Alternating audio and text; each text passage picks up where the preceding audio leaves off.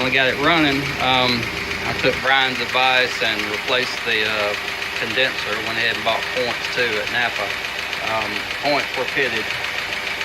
Don't know if the condenser was bad or not. Just figured I'd go ahead and replace it while I was buying parts.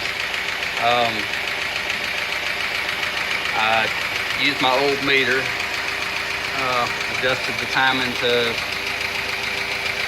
hold on a second, about 700 RPM at idle. The well looks like about 42 right here. It says multiply 8 cylinders well times 2 to get 4-cylinder well. So 42 is in spec. I adjusted the points to about 20,000, 19, I think 19,000. So dwell's good, RPM's good. Sounds like you got a valve that's loose.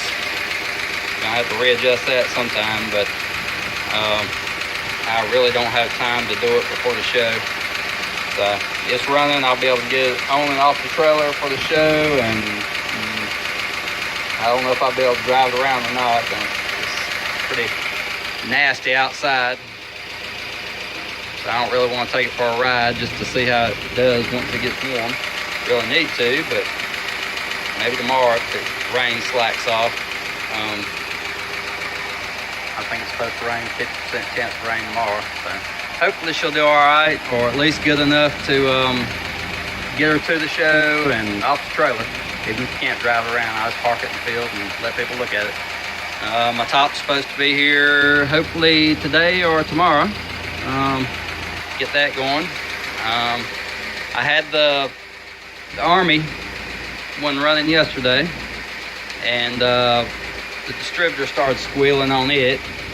Put your hand on it and you could feel the grinding or vibration or whatever it was. So I pulled it out, put my spare one in there.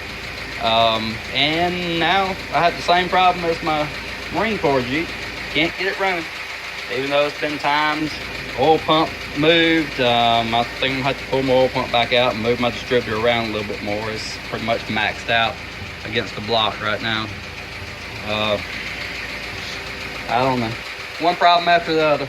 Especially I'm in crunch time now for this show this weekend.